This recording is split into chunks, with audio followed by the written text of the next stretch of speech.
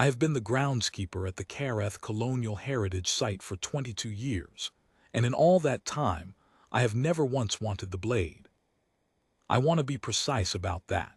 Not because it matters to the academics or the military or the 3 separate government committees that have since written reports about the morning in question, but because it is the only thing about all of this that I understand clearly. Every other part of what happened in the East Wing on the 14th of March is beyond my explaining. The warmth in the steel, the 4 words that came up through my palm without ever touching my ears, the way the blade's edge caught the morning light and held it longer than it should have, none of that I can account for. But the not wanting, that I have always been sure of. My name is Edric Vain. I am 62 years old. I have a bad knee, a thermos I have carried since I was 40, and a maintenance log that goes back to the first week I started here, written in whatever pen was closest, color be damned. For 22 years I have mowed the grounds, repaired the roof slates, replaced the heating elements, signed the contractor invoices, and opened the building each morning at 7:45. I am not a scholar. I am not a soldier. The closest I ever came to a ceremony was my daughter's wedding in the Civic Hall on Bridge Street, and I spent most of that worrying about the caterer's van that was blocking the service road. The Careth site is a converted stone farmhouse, 3 stories, late colonial period, set on a slight rise about a mile from the edge of Cairn town. It was a working farm until the 1890s. After that it passed through several hands, was used briefly as a district administrative office, and was eventually donated to the Heritage Authority in the 1960s, with a condition attached to the deed that I have never fully understood. The East Wing was to remain accessible to the public for viewing, but the cabinet in room 14 was to remain locked at all times, and the object inside it was never to be removed from the premises for any reason. The deed used the word never in a way that lawyers apparently found legally unusual. There were 17 legal challenges to that clause over the following 40 years. All of them failed. The object inside the cabinet is what the Heritage Authority calls the Vael Blade. Nobody knows where it came from. There are records of it being present in the farmhouse as early as 1743, which predates the colonial period designation of the building by 100 years. Before 1743, the records are incomplete. A heritage survey conducted in 1989 found the blade's alloy composition to be, and I am quoting the report here because I kept a copy in the annex filing drawer, inconsistent with any known metalworking tradition of the region or period, and resistant to standard isotopic dating procedures. The metallurgist who filed that report retired shortly afterward.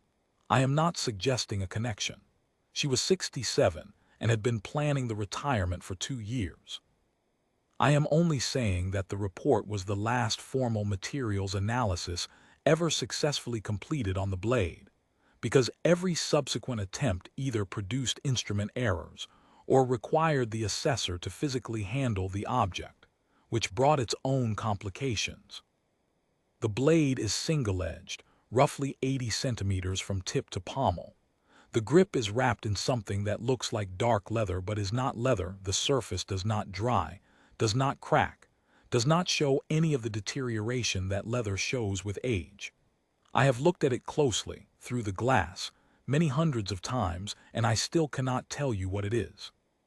The crossguard is a simple rectangular plate, heavier than the proportions suggest, with a texture along its lower face that might be incised decoration or might be structural. I have never had my nose close enough to tell. The pommel is rounded and unadorned except for a faint circular marking that I have only been able to see clearly on 2 occasions, both when the north window light was at exactly the right angle in late February. The edge has never required sharpening in recorded history and shows no oxidation, no pitting, no surface degradation of any kind despite the building's imperfect climate control. I know the climate control imperfectly because I maintain it. The East Wing gets damp in November. The blade does not care. My job with respect to the blade is simple. I check the humidity seals on the cabinet every Tuesday morning. I log the reading. I replace the seal strip if it has degraded. I wipe down the exterior of the cabinet with a dry cloth because visitors have a habit of pressing their hands against the glass and the smears bother the director. I do not open the cabinet. Nobody opens the cabinet. Except, in 40 years of the Heritage Authority's oversight, there have been 11 formal attempts to handle the blade, each conducted under whatever permissions and protocols the authority required at the time. The first was in 1981, an academic from the university who had spent 3 years making the case for a controlled examination. He was a careful man, thorough in his published work, with a reputation for precision that had taken him 20 years to build. He put on the white cotton gloves that Heritage Protocol demanded, opened the case with the authorized key, and reached for the grip. He pulled his hand back before he made contact. He said afterward that the heat had been considerable even at a centimeter's distance. He showed no injury. He filed his report, which noted an anomalous thermal response in the object consistent with an active repulsion mechanism of unknown origin, and recommended further study with instrumented gloves and thermal sensors, and that was the end of his attempt. He spent the rest of his career writing about the blade from a distance and never published the recommended follow-up. I read his books once, long after he was gone. He never quite said what he believed about the thing. You could feel the gap in the text where the belief should have been. The attempts that followed varied in the credentials of the claimant and the sincerity of their preparations, but the outcome was consistent. A materials scientist in 1986 arrived with a thermal-resistant glove of her own design and a contact thermometer. The thermal glove began smoking at the wrist before her palm was fully on the grip. She withdrew cleanly, with no injury, but the glove was destroyed. She was businesslike about it. She collected the glove's remains in a sample bag, made notes, and left. Her data, whatever it showed, has never been published in a form I have found. An archaeologist in 1994 had published 3 books on pre-colonial artifact provenance and believed, with the conviction of a man who has spent 30 years reaching correct conclusions through careful reasoning, that the blade's responses were environmental, some reaction to electromagnetic interference from modern instruments, and that a bare hand, unmediated contact was the obvious next step that previous attempts had avoided. His reasoning was, in its own terms, not unreasonable. Heritage Protocol had dropped the cotton glove requirement by that point, following the 1986 experiment. He put his bare hand on the grip. The archaeologist's palm reddened immediately. He held on for 6 seconds, which I have always thought of as a display of genuine academic determination, before withdrawing. The reddening faded within 2 hours. He filed a report that concluded the thermal response was consistent with a biological recognition system of some kind, and that the appropriate next candidate should be someone whose physiological or genealogical profile differs significantly from previous attempts. He did not specify what kind of difference he meant. I think he did not know. A retired infantry officer in 2001 arrived with a letter from the Ministry of Defense and a conviction that a soldier's hand was what the thing had been waiting for. He was the most direct person I have met in connection with the blade. He said what he thought without decoration, and what he thought was that some objects had a military nature and needed a military hand before they would cooperate. He touched the grip for 2 seconds, palm flat. He withdrew. He looked at his palm, which was reddened but not seriously injured. He said, He thanked the director. He left. His letter to the authority afterward was 3 sentences, and the 3rd sentence was, "I believe the correct candidate has not yet been identified and recommend the search continue." That was all. I found that letter in the archive years later and read it several times. There was something honest in it that I appreciated. A historian in 2007, whose specialty was pre-colonial material culture, arrived with a theory that the blade's thermal response was a keying mechanism, that the right person would experience no heat because the mechanism was designed to recognize a specific physical attribute, and that previous failures were simply failures of match, not fundamental impenetrability. She was the first person to articulate, in her preparatory documentation, that the blade might be selective rather than defensive, that what it was doing was not protecting itself but looking. The distinction seems obvious to me now, but in 2007 it was apparently not obvious to the authorities' review committee, who approved her attempt with the same cautious language they used for all the others. She held the grip for 9 seconds. Her palm blistered at the thenar eminence, the fleshy base below the thumb, which the paramedic later explained is one of the more sensitive areas for thermal burns. She was treated on site. She did not file a formal report, which I learned was unusual. She sent a private letter to the director, which I did not read and which was not filed in the accessible archive. I have always wondered what was in it. 2 academic partners in 2011 proposed a joint handling on the theory that whatever the blade was recognizing, it might be distributed, present in a pairing rather than an individual. The authorities' review of this proposal took 14 months, which suggests the review committee found it more interesting than most. They were permitted one simultaneous contact attempt, both palms on the grip at the same time. The grip is not wide enough for 2 adult palms side by side, so one covered the upper half and one covered the lower. Neither made it to 3 seconds. The thermal response affected both palms equally and simultaneously, which the partners noted in their joint report as significant data. They concluded that the blade selection criterion was individual rather than collective, and that the criterion itself remained unknown but was clearly and reproducibly operational. They recommended expanded candidate testing with a wider demographic range. The authority thanked them and tightened the liability waiver. A decorated naval commander in 2014 arrived with the most complete preparation I had seen. She had read every prior report. She had consulted with a materials physicist, 2 metallurgists, and a physiologist. She had trained herself over 3 months to tolerate significant thermal pain through a program she described in her preparatory documentation as controlled discomfort conditioning. She had made peace, she said in that documentation, with the probability of injury and intended to hold the grip for as long as she could physiologically manage. She touched the grip for 11 seconds. Her palm blistered badly enough that the paramedic applied a pressure dressing and recommended she see a physician within the hour. She left without speaking to the director. She sent a letter a week later in which she said, without self-pity and without bitterness, that she had done what she could do and that the blade had a criterion she had been unable to meet, and that she respected that, and that she hoped whoever the thing was waiting for would be found before the building fell down. The authority stopped granting formal permissions after 2014. The director at the time wrote a memo, which I was not supposed to read but which got filed in the wrong cabinet in the annex, that said the liability exposure was no longer defensible and that the blade should be considered a passive display object only.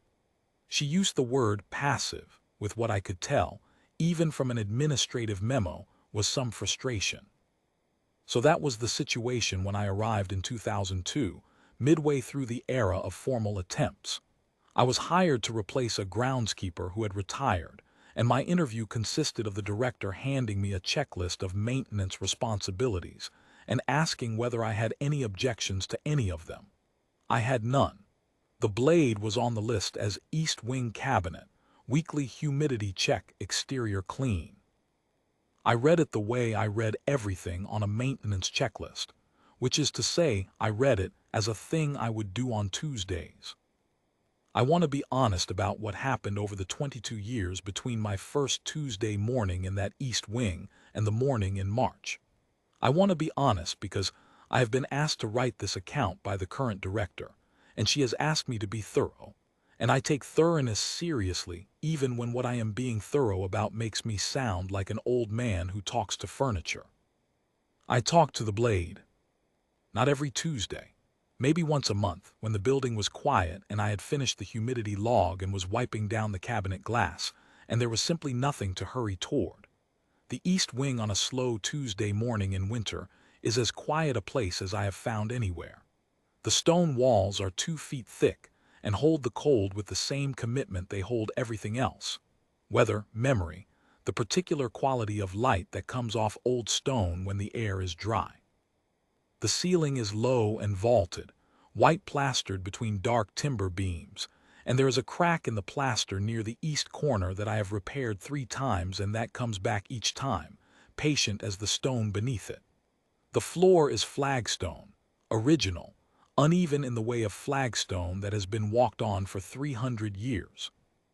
The display cases along the south wall hold agricultural implements and survey instruments from the colonial period, all properly tagged and lit from above with the low-wattage fixtures that heritage protocol requires. The Vael Blade's cabinet stands alone on the north wall, opposite the window, centered so that the light from outside falls directly across it for most of the morning. The light comes in through the tall north-facing window at an angle that puts the blade in a long pale shaft of it for about 20 minutes starting at 8:15. The blade in that light looks different than it does the rest of the day. The edge catches something, gives it back differently. Not a reflection exactly, but a quality, a depth in the surface of the steel that I always found difficult to look away from. On some mornings, when the sky was particularly clear and the winter sun was low on the horizon and came through at just the right degree, the edge would hold the light for longer than the geometry of the situation seemed to warrant. I clocked it once. I have a habit of clocking things. Occupational. It is how you learn whether something is performing as expected. The light moved past the blade's position, but the edge kept the color for several seconds after the direct beam had shifted. I noted it in my personal log that week, not the official one, in the margin beside the humidity reading.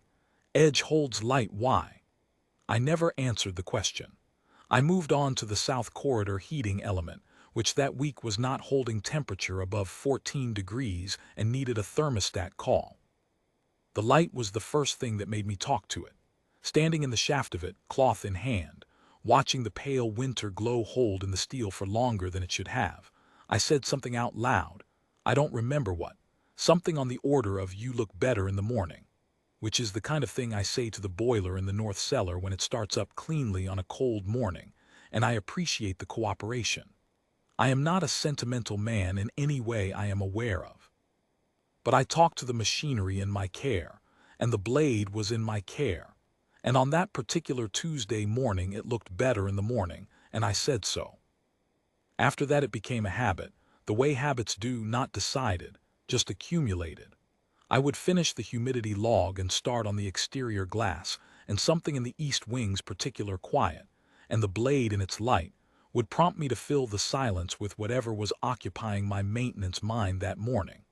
The state of the grounds, whether I thought the heating element in the south corridor was going to give out before winter ended, the progress of the pointing work on the east gable, whether the new young woman from the authorities' documentation office who had started last month was going to be any use with the filing system, which her predecessor had left in a state that could only be described as creative. I was not under any illusion that the blade heard me. I am not a man given to illusions of that kind. I talked at the cabinet the way I would talk at a broken boiler, not expecting an answer, only filling the silence with the small maintenance of ordinary things, which is the only way I know how to be comfortable in a quiet room. I did not think of it as tending the blade. I thought of it as tending the room which the blade happened to be in. This distinction turned out to matter more than I knew. The Tuesday mornings accumulated. I replaced the seal strips 3 times over the 22 years, twice on the upper edge, once on the lower, where the cabinet sat slightly unevenly on the stone floor, and the compression was asymmetric. I shimmed the cabinet base in 2008 with a strip of lead flashing left over from the roof work, which solved the asymmetry. I repainted the cabinet surround in 2011 when the finish had begun to chalk, heritage-grade paint, sourced through the authorities' approved supplier at a cost that seemed high for a quantity that small, but the supplier's minimum order was what it was. I replaced one of the internal display mount screws in 2015 after the original corroded. I don't know how a screw inside a sealed humidity-controlled cabinet corroded, but it did, and I replaced it with a brass one rather than steel, as the heritage officer suggested. The replacement looked right, I thought. Better than the original. In all that time the blade did not change. The edge was the same edge. The grip was the same grip. The crossguard showed no corrosion, nowhere, no surface change I could detect through the glass. The faint circular marking on the pommel appeared when the February light was right and disappeared when it wasn't. Whatever the blade was made of, it was made for a much longer span than anything I maintain. 22 years to it was probably what an afternoon is to me. I thought about that sometimes, on the Tuesday mornings when the building was particularly empty, and the quiet was particularly complete. I thought about what it would mean to be sealed in a cabinet for 40 years, for 100 years, for however long the blade had been in the farmhouse before it was a heritage site. To have the room change around you, from a farm's tool storage to an administrator's records room to a public heritage display, and to remain unchanged within it.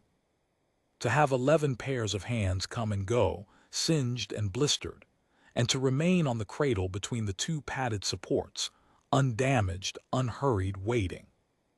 Waiting for what I did not know. I did not speculate about it mostly. That kind of speculation is not in my nature. I noted things the way a maintenance-minded person notes things factually, without grand interpretation, and I filed them away and went on to the next item on the list. In February of the year in question, I received notice from the director's office that the authority had received a special application, through channels I was not made familiar with, for a supervised handling of the Vael Blade. The application came from a Colonel Merritt Sykes of the Army Heritage and Cultural Liaison Division, a unit whose existence I had not previously been aware of but which apparently has some formal mandate regarding objects of unclassified origin held in civilian heritage sites. The director had approved the application after review by the authority's legal counsel, who had updated the liability waiver since 2014 in ways I understood to be both more comprehensive and less likely to be enforced. The application was for a single attempt handling on a date to be confirmed, with a paramedic on site and full documentation. I was asked to ensure the east wing was accessible, the cabinet functional, and the authorized key available. I noted the request in my log. I confirmed the cabinet was functional. I said nothing else about it. I had seen this before, after all. Not personally. I arrived after the 2001 attempt, and the last one before mine was in 2014. But I had read the incident reports in the authorities' archive, which I was not supposed to have access to, but which were stored in the same filing room as the HVAC maintenance records, so I had read most of them by accident over the years. I knew what happened when people put their hands on the grip. The Tuesday morning before Colonel Sykes's visit, I did my usual round of the east wing. Humidity log. Exterior glass. I stood in the pale north window light with the cloth in my hand, looking at the blade the way I had looked at it hundreds of times. "Someone coming next week," I said. "Military officer, decorated. She's prepared from what I understand." The blade caught the light the way it did. "I expect she'll be fine," I said. "The paramedic they're bringing is from the regional hospital apparently. Good kit." I folded the cloth and put it in the annex bag. I noted the humidity reading, which was within tolerance. I latched the outer surround and went a look at the south corridor heating element, which had been making a noise since October that I could not quite locate. Colonel Sykes arrived on the 14th of March at 9 in the morning. She came with 2 aides, a documentation officer with a camera mounted on a chest rig, and a paramedic whose kit bag was larger than most and organized with a neatness that suggested this was not her first time at something like this. The colonel was in her middle 50s. I would judge the kind of age that, in a person who has lived carefully, sits well. She had the posture I mentioned, not military imposed, military confirmed. She was polite to me in a professional, directed way. She wanted to know where to stand, where to sign the authority's liability form, and whether the East Wing had adequate lighting for the documentation officer. I told her where to stand and where to sign. I said the lighting was adequate in the mornings when the north window was clear. It was a clear morning. The director was present. The authority's solicitor was present. There were, in total, 8 people in the East Wing when I unlocked the door at 9:15 and stood aside. I stood near the door. I was not part of the proceedings. I was there because someone needed to have the authorized key and to reseal the cabinet afterward, and that was my job. The director gave a short statement of the protocol, which she had clearly given before in a different version, and had since refined into something concise and unembellished. The documentation officer confirmed the camera was recording. The paramedic confirmed her kit was open and ready. Colonel Sykes removed her jacket and rolled up her right sleeve. She took off her watch. She had, I noticed, done this preparation efficiently. The movements of someone who has rehearsed a procedure until the procedure runs below the level of thought. She asked the director if she could proceed. The director said yes. The colonel walked to the cabinet. I had opened the outer case that morning as part of my preparation. The outer case is a hinged wooden surround, and I open it on examination days so the glass front of the preservation cabinet is fully accessible without the frame in the way. She took the authorized key from the director. She inserted it in the lock of the glass cabinet. She turned it. The cabinet opened on its pivot hinge. The blade was on its display cradle, 2 padded supports, the grip to the right, the tip to the left, horizontal at about chest height. The pale winter light from the north window lay across it the way it always did at this hour. Colonel Sykes reached in with her right hand. No gloves, no instrument, no conditioning protocol that I could see from where I stood. Whatever preparation she had made was internal. She put her hand on the grip. She held it for 4 seconds. I counted, because I was watching the clock on the East Wing wall, which is something I do when I am nervous and trying not to look nervous. She pulled her hand back. The palm was already blistering at the base, the same location the 2007 historian had burned. I noticed the thenar eminence. The paramedic was with her in under 10 seconds, which I noted with professional appreciation. 10 seconds is a good response in a room that size with that configuration of people. The kit bag opened in a practiced motion, and the pressure dressing was out and being assessed before I had time to think further about it. The colonel said nothing for a moment. She looked at her palm, which was an ugly sight, and then she looked at the blade, which was unchanged, same position, same light, same pale winter edge. She said quietly and without heat, "Seal it back up." She said this to no one in particular, but I was the one with the job. The director said something to her in a low voice. I didn't hear it clearly. The documentation officer had turned toward the colonel, camera tracking. One of the aides had stepped forward. The paramedic was working. I was already moving to the cabinet. This is the part I need to be careful about. I have sealed that cabinet perhaps 1,100 times.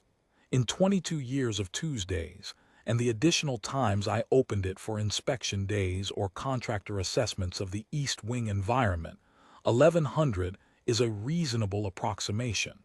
The procedure is not complicated. I close the glass pivot door. I turn the key in the lock.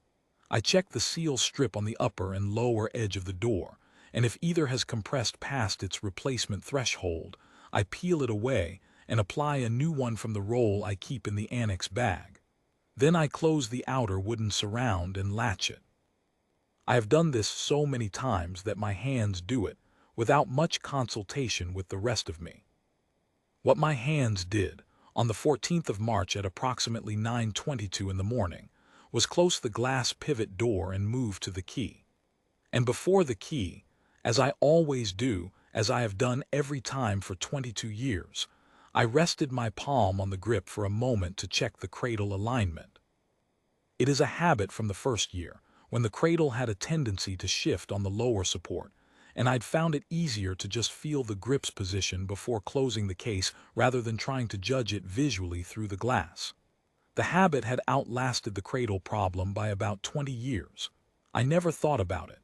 My hand simply went to the grip, palm down, the way it always went. My palm came down on the grip. There was no burning.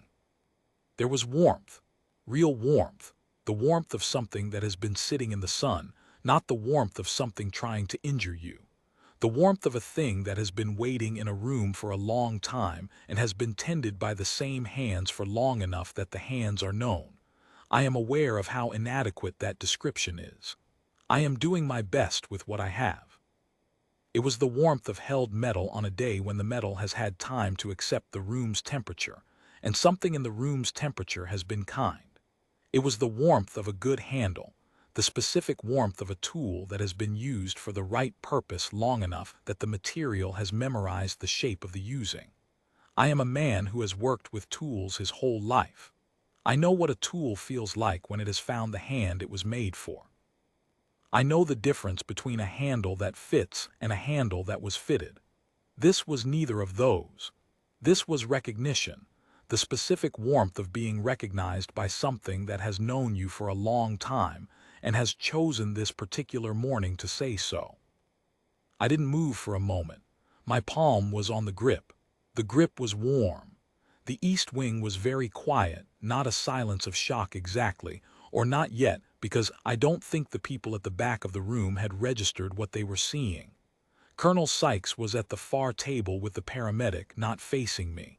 The director was beside her, speaking quietly. The documentation officer was reviewing something on his camera screen, checking the 2014 footage against whatever he had just captured. One of the aides was on his phone. The blade's edge caught the north window light and held it. Then it went further. I don't mean the blade moved. It didn't move. The cradle didn't shift. My hand didn't move. What changed was a quality of the light along the edge. It deepened, is the only word I can find, in the way that a banked coal deepens when you open the stove's air intake and the oxygen reaches the ember that has been waiting all along. The edge that had been reflecting a pale winter morning began to hold something richer, something amber at the thinnest line of the bevel, and cooling to a clear bright gold as it spread back through the flat of the blade toward the spine. It was not dramatic. It was not a flash or a flare, or the kind of light that would make someone across the room flinch. It was a slow, certain, dignified deepening, the way the sky goes from light gray to pale yellow on the eastern horizon when the sun is still well below it and has not yet committed to anything, but everything in the quality of the air tells you it is coming. The gold reached the crossguard and held there. I watched it. My palm was flat on the grip. I was not holding the blade, I want to be clear about that. My palm was simply in contact with the surface of the grip, weight of my arm only, no grip force. The way you would rest your hand on a table when you are thinking. The blade was warm and the gold was in the steel and the east wing was quiet. The words came up through the steel. Not through the air, not through my ears. They came through the grip, through my palm, up through the bones of my hand and wrist, and into whatever part of a person receives language when it arrives that way, not as sound waves, not as vibration in the air, but as information that arrives at a register below hearing and above instinct, the way you know a thing is true before you have finished forming the thought. I heard them the way you hear your own heartbeat when the building is quiet enough and the hour is late enough, not as sound exactly, but as something your body was already carrying and is only now able to read because everything else is still. 4 words. Sword-bearer, the edge was always yours. I closed my hand around the grip for one moment, not to pick it up, not to claim anything publicly or dramatically, only because my hand closed on its own, the way a hand closes on anything that fits it perfectly and warmly and without demand. The way my hand closes on the handle of my thermos at 7:45 every morning because the thermos is there and warm and mine. Like that. the closing of a hand on something that has been waiting at the right temperature for the right time. Then I straightened. I let go. I turned the key in the lock and heard the latch engage. I checked the seal strip on the upper edge of the door by running my thumb along the compression ridge, which is the only reliable way to gauge a seal strip's remaining life. The seal strip was fine, within tolerance, another 3 weeks minimum before replacement. I noted this mentally and smoothed the strip back into position. I noted it in the log. I don't know exactly when the people at the back of the room understood what they had seen. The documentation officer was the first to react. His camera was pointed at the colonel, and then it swung, fast, toward me, which told me he had caught the light change in the blade from his peripheral vision. By the time I had smoothed the seal strip and straightened up to check the lower edge, the camera was on my back, and I could hear from the quality of the room's silence that something had changed in the space. The lower seal was fine as well. I closed the outer wooden surround, I latched it, I turned around. The director was very still. She had the look of a person who has received information that does not fit any of the available categories and is standing with it, waiting to see which category it eventually settles into. The colonel had turned in her chair from the paramedic's table, her palms still being wrapped in the gauze dressing, and she was looking at me with an expression I found difficult to categorize. Not anger, not wonder exactly, something more measured and more serious than either, as though she were updating a calculation she had been doing for a long time with a new variable she had not previously known to include, and the number it produced required careful handling. The documentation officer's camera was steady on me. One of the aides was still on his phone, but he had stopped talking into it. "What did it do?" the director said. I told her it was warm. "Did you hear something?" she said. I told her I heard the hinges, which needed lubricating, and that I would add it to the Tuesday list. This was not entirely truthful. I am aware of that. I have since told the director the full account privately, and she is the reason this document exists. But in the East Wing, with the camera pointed at me and 8 people looking, one of them a colonel with a freshly dressed burn, one of them the authorities' solicitor, what I felt was not the desire to announce anything. What I felt was the ordinary, settled desire to finish the job, which was what I had come in to do, and then go back to the annex and sit with what had just happened until I understood it well enough to speak it. I picked up my annex bag. I told the director that the cabinet was resealed and functional, and that I would need the humidity reading from the following Tuesday to compare against the seal's performance after an unscheduled opening, because the pivot hinge flexed the frame slightly, and I always like to verify the seal integrity held afterward. She said yes in a voice that suggested she was only partly present to the conversation. I said good morning to Colonel Sykes, who said good morning back, still with that measuring expression. I said good morning to the aides and the documentation officer and the paramedic, who all said something in reply that I don't clearly remember. I walked back to the annex. I put the kettle on. I made a cup of tea. I sat down in the chair I always sit in, the one by the narrow window above the sink that looks out over the north grounds toward the old stone wall, and I held the thermos in one hand and the cup in the other, and I looked at the grounds. My hand was steady. I'm a man who has had steady hands his whole life. It is useful in maintenance work. You need steady hands to find a loose connection by feel in a panel that you cannot see clearly, to guide a pointing tool along a stone joint without disturbing what's beside it, to hold a humidity meter level while you wait for the reading to settle. The steadiness had nothing to do with any particular quality of character. It was just a feature of my hands, like the callus on my right index finger from 40 years of gripping tools, or the slight asymmetry in the knuckles from when I broke 2 of them in 1991 against a cast-iron valve housing that did not cooperate. I sat in the annex with my tea, and I thought about what the blade had said. Not about what it meant in the grand sense, not the implications for humanity's origins or the nature of the civilization that had made the thing, or what they had intended when they left it in a farmhouse on a slight rise outside a town that probably didn't exist yet when they were making decisions.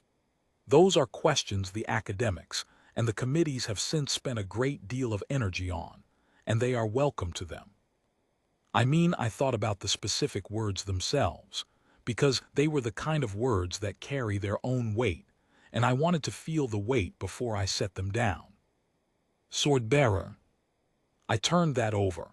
Not king, not founder, not maker, not heir, not any of the designations that carry thrones or bloodlines or cosmic responsibilities of the governing kind. Sword bearer, the title of the one who carries the thing for the one who needs it, who keeps it maintained and accessible and ready, who knows where it is and what condition it's in and can produce it when it matters. Which is a different office entirely from the one who wields it, and in most working systems, a more continuously important one.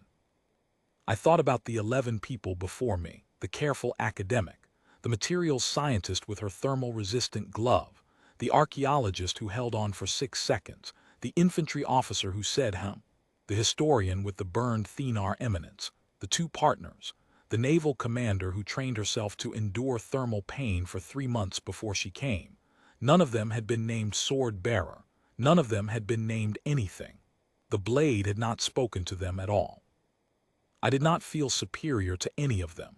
Several of them were impressive people whose lives contained accomplishments I could not replicate.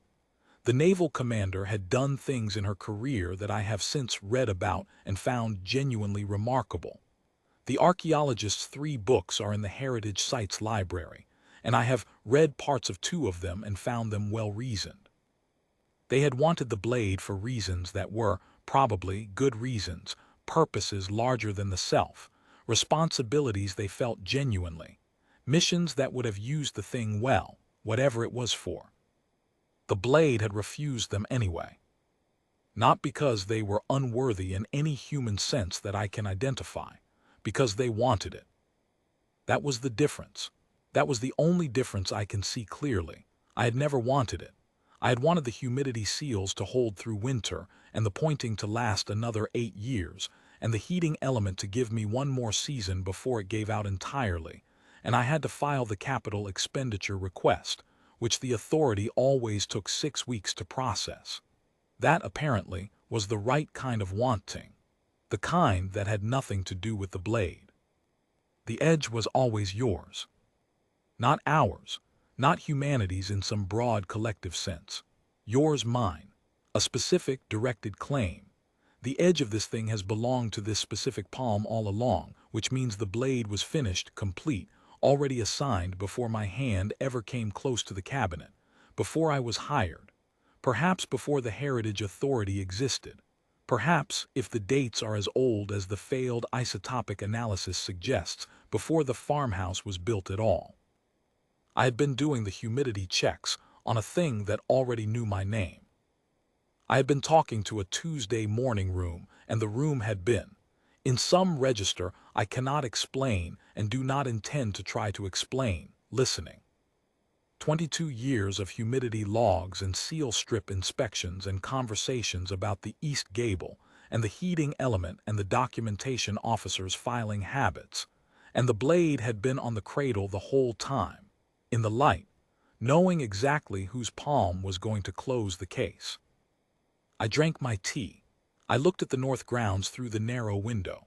The old stone wall along the property boundary was holding well. I had had it repointed in 2019, and the work had been good. The grass was winter pale, but the drainage was working. No standing water on the slope, which had been a problem in the years before I regraded the upper ground in 2011. The sky was the flat gray of a March morning that has finished deciding not to rain. I am 62 years old, and I have been a groundskeeper most of my working life, and I have thought about the distinction between a groundskeeper and a caretaker more than once over the years. A groundskeeper tends the grounds. A caretaker takes care of the thing. What I realized, sitting in the annex with my thermos and the morning light coming in the small window, is that I had been a caretaker of the blade without anyone having appointed me to the role, and without my having sought it. I had tended it the way I tend everything in my charge, without wanting anything from it, without trying to make it be something other than what it was, and with the steady, unremarkable attention of someone who is going to come back next Tuesday regardless. The precursors, whoever made the Vael Blade and sealed it in a building that was a working farmhouse before it was anything else, and who apparently designed its selection criterion into the metal in a way that had outlasted every dated artifact known to the Heritage Authority by several orders of magnitude, had been looking for that. Not strength, not bloodline, not the right letter from a ministry, or the right publications, or the right preparatory conditioning. They had been looking for whoever tended the thing without wanting it. And they had apparently found that in a 62-year-old groundskeeper from Karn with a bad knee, and a maintenance log written in several colors of pen. I want to sit with that for a moment, because I think it is worth sitting with. The precursors, whoever they were, built a selection instrument of extraordinary patience, a blade that could distinguish, through whatever it understands of human intention and practice, the person who would tend it from everyone who would wield it. The criterion was not strength, not bloodline, not credentials or rank or the capacity to endure thermal pain. The criterion was custodianship without ambition, the returning without reward. The Tuesday that comes after the Tuesday that came before it, for long enough that the thing in the room has had time to know you. They built it that way on purpose. I am as sure of that as I am of anything. The blade that blisters the palms of decorated officers and prepared academics does not malfunction when a groundskeeper's hand rests on the grip. It recognizes. Those are different operations. The blistering is not a failure state. It is a correct response to an incorrect match. And the warmth is the correct response to the correct match, which the blade had apparently been waiting to make for a very long time. What does it say about the makers that they designed it this way? I am not a philosopher. I am not going to pretend I have answers to questions that have occupied the committee for months. But I have thought about it, on the Tuesdays since, and what I come back to is this. They knew something about humanity that humanity does not always know about itself. They knew that the most important thing about our kind is not what we do in the moments of great consequence. It is what we do in the ordinary moments that nobody marks. The Tuesday morning, the humidity check, the seal strip, the conversation with a room because the room is in your care and care is its own company. They built a blade that would recognize the human who did that, not the one who could do the most with it, not the one who deserved it by any conventional measure, but the one who had been doing the small, ordinary keeping of it long enough that the keeping itself had become who they were. Sword-bearer, the one who carries the thing for whoever needs it, the one who keeps it sharp and ready and handed over when the time comes. I don't know when the time comes. I don't know what the blade is for in the end. The committee has theories. I don't share them because they are not mine to share, and also because I am not sure theories are the right instrument for this particular question. What I know is what the blade told me, and what it told me was not, here is what to do. It was, here is what you already are. That distinction seems important to me. I told no one about the words that evening. I had told no one in the East Wing, and I told no one at home because there was no one at home to tell. My daughter lives in the city and calls on Sundays. I did not call her on the 14th of March. I did not know how I would begin. There was a blade. It said something. I don't know what it means, but I think I understand what I'm supposed to do with it, which is continue doing what I have always done. That is a hard thing to put into a phone call, without sounding like a man whose grip on himself has loosened. I made dinner. The lamb stew I make on cold Wednesdays, which I had started before leaving for work and which had been in the slow cooker all day. It was good. I ate it at the kitchen table with the radio on, and I thought about the blade's words with one part of my mind, and about the west gable with another part, which needs a mason's eye before the next wet season, and about whether the documentation officer's footage would end up in the authorities' archive or in something else, and about Colonel Sykes's expression when she looked at me across the room. The committee convened 6 weeks later. I appeared twice, each time for about 90 minutes. They asked me many questions, most of which I answered straightforwardly, and some of which I answered less completely than I might have. They asked repeatedly whether I had felt an urge to take the blade out of the cabinet, to carry it somewhere, to use it or test it or demonstrate it or make any kind of claim. I told them no each time, and this was the truth. They seemed to find it difficult to process. I understood why. It is a strange answer for a man who has just been named the rightful sword-bearer of an unrusted pre-colonial blade of unknown origin by the blade itself. But it was the truth. I did not want to take it.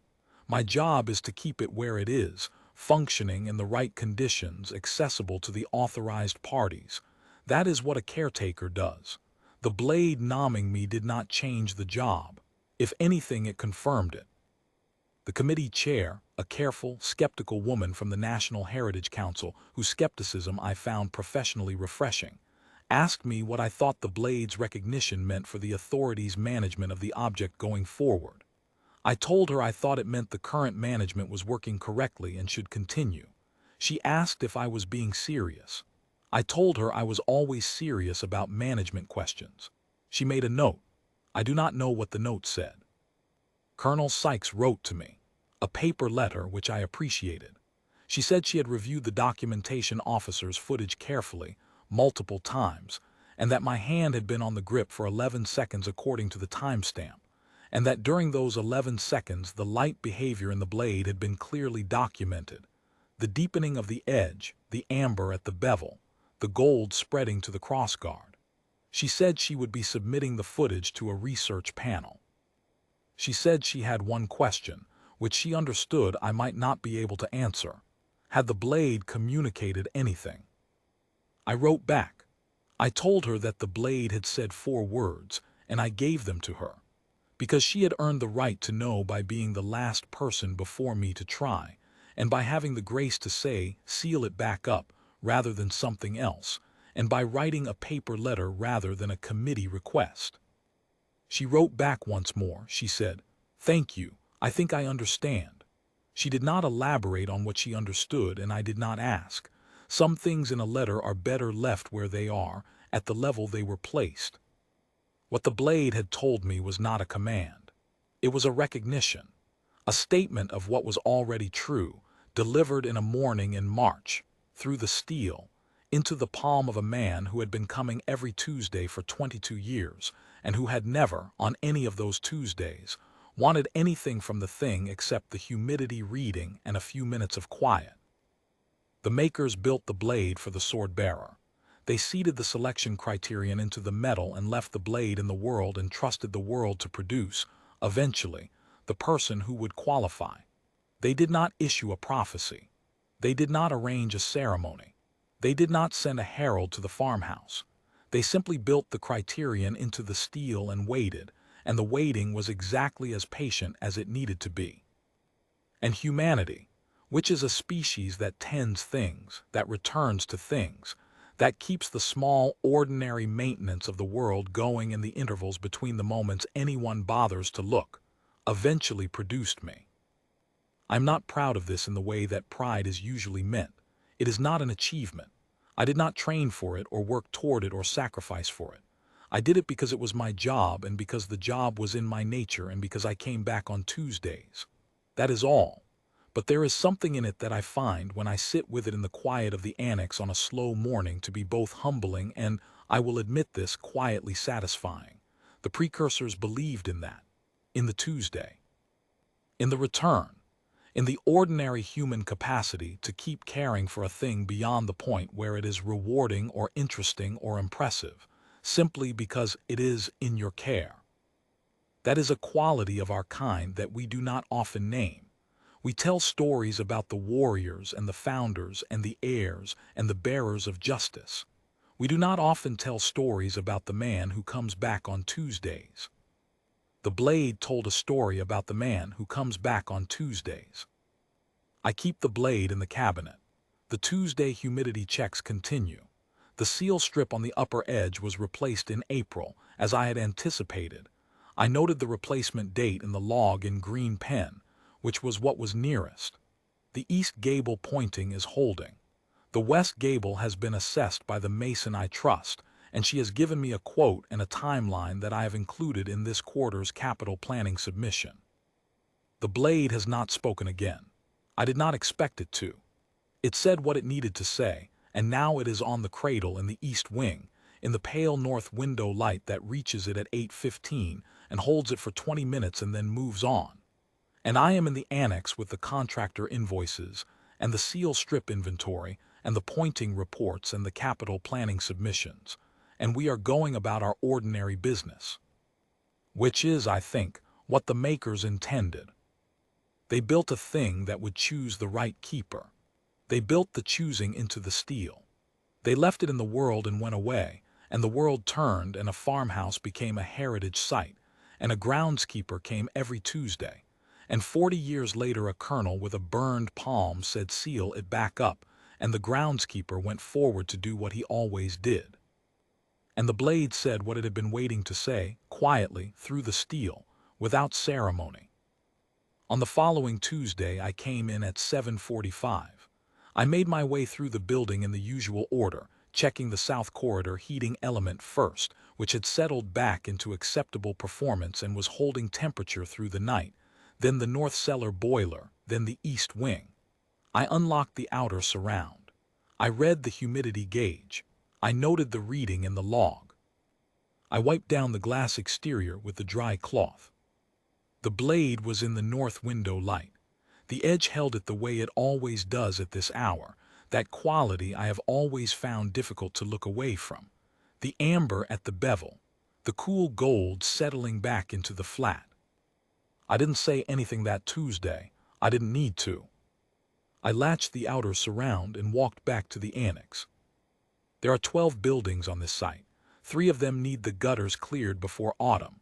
One of them has a section of foundation wall that I want a mason's eye on before the ground settles for the season. The west gable question is resolved, with the quote approved. The east gable is fine. The heating element in the south corridor is holding. The humidity in room 14 is within tolerance. 14 items on the Tuesday list. The blade is one of them. It is not the longest item, and it has never asked to be. This is what the blade chose.